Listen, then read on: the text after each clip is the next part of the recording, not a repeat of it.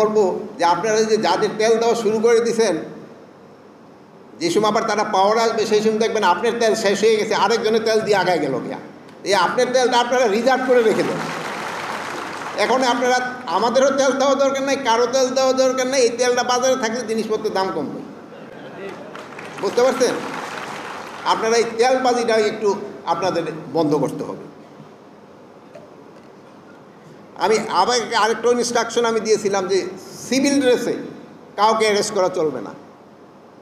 Civil ড্রেসে কাউকে arrest করা চলবে না। ডিবি হোক যে হোক তার জ্যাকেট পরতে হবে, তার আইডেন্টি শো করতে হবে। যদি তার ড্রেস না থাকে, সে সিভিল ড্রেস আছে, সে প্রথম তার আইডেন্টিটা শো করবে যে এই আমার আইডি কার্ড। সিভিল ড্রেসে কাউকে অ্যারেস্ট করা চলবে না। বাহিনীর অনেক সদস্যরা তারা হলো কে ভবিষ্যতে আসবে তার এই তেল দেওয়া শুরু করে দিছে।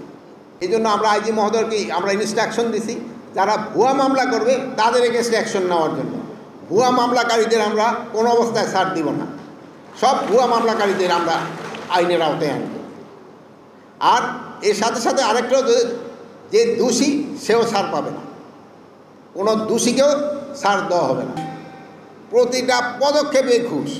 এইটা যদি যতদিন পর্যন্ত এটা না কমে আসবো, আমার এই বক্তৃতা, আমাদের এই আয়োজন কোনো কাজে দিবে না। এটা কোনো কাজে দিবে না। আপনাদের মন মানসিকতা সব চেঞ্জ করতে হবে। এই যে এই হারাম খাওয়ারটা না, এই হারাম খাওয়ার থেকে আমাদের বেরিয়ে আসতে হবে। 5 ওয়াক্ত নামাজ পড়তে পড়তে কপালে দাগ হয়ে যাচ্ছে, আবার ওদিক দিয়ে হারামের পয়সা পকেটে নিতেছি, কোনো লাভ হবে না। যে ঠিক আছে, তাদের এই তেল দেওয়া কিন্তু শুরু করে দিছে। আমি কোনো নিরপরাধ যেন শাস্তি না পায়, এই দিকে আপনার খেয়াল রাখতে হবে।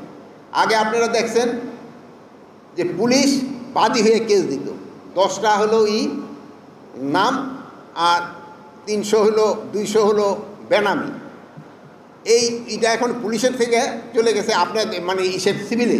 এখন আপনারা করতেছেন 10টা নাম, এই 200 100 বেনামি।